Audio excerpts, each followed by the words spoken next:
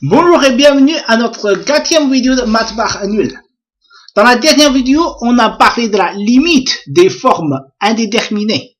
Ça veut dire que le numérateur et dénominateur a simultanément pour limite de 0 ou de l'infini ou la différence de deux quantités infiniment grandes. Tout ça, on ne peut pas tirer la conclusion immédiatement.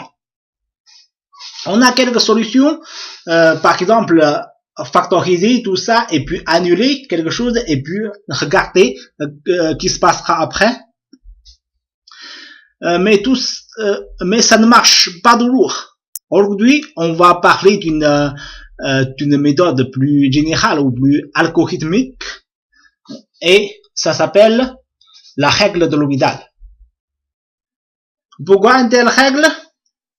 Parce que existe quelques formes où on ne peut pas factoriser et annuler les termes. Par exemple, sinus x sur x lorsque x tend vers 0. Tout ça en haut et en bas tend simultanément vers 0, mais on ne peut pas annuler quelque chose. Ou par exemple, racine x et ln x, logarithme népérien, tout ça lorsque x tend vers infini, par exemple tend vers infini, tout ça, quelle est la limite? On ne sait pas. La troisième chose, on peut donner un autre exemple, x tend vers encore 0 et en haut c'est par exemple x au carré, en bas x moins 1, tout ça, ça en haut et en bas tend vers 0. On ne peut pas factoriser et annuler quelque chose. Comment faire? La solution est la règle de l'orbital. On parle de la règle orbitale, ça forme comme ça.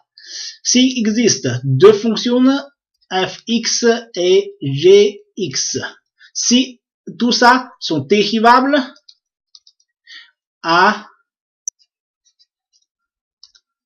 moins a, et si ça donne, si leur limite à moins a donne une forme indéterminée, la limite de leur rapport égale à la limite du rapport de leur dérivée. Tout ça. Pour appliquer cette règle, tout ça, on peut facilement trouver que on dérive respectivement en haut et en bas limite sur 0 et en haut c'est cosinus x, en bas c'est 1. Lorsque x tend vers 0, cosinus x a pour limite de 1, donc la limite est 1. On peut dire que lorsque x tend vers 0, x et sinus x est infinitésimal du même ordre.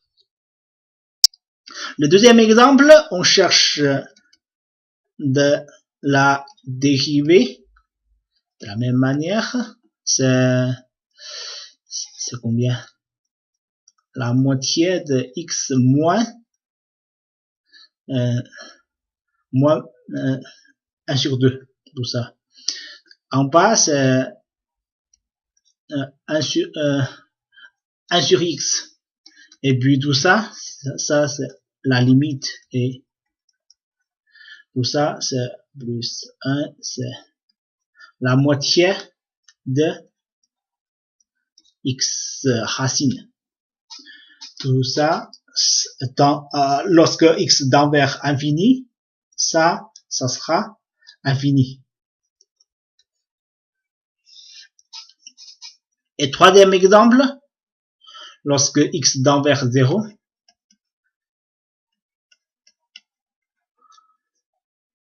En haut, c'est 2x. En bas, c'est x, x. Et puis, on a, quand aussi 2 tend vers 0, en haut, c'est 0. En bas, c'est 1. Donc, 0 sur 1 sera 0.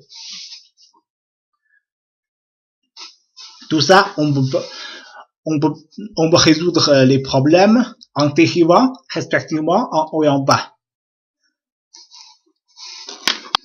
Pour comprendre la règle de l'orbital, c'est plutôt de penser de cette manière que peu importe pour l'augmentation vers l'infini ou diminution vers 0, c'est la vitesse de changement qui compte. La vitesse de changement, c'est la dérivée. Donc, le rapport, combien il peut aller loin ou il peut devenir petit, c'est la vitesse de leur changement qui compte le rapport. Ça veut dire que leur position relative. C'est ça. On peut comprendre tout ça de cette manière. Pour la démonstration rigoureuse, on le parlera après. Je vous remercie de votre écoute et à très bientôt.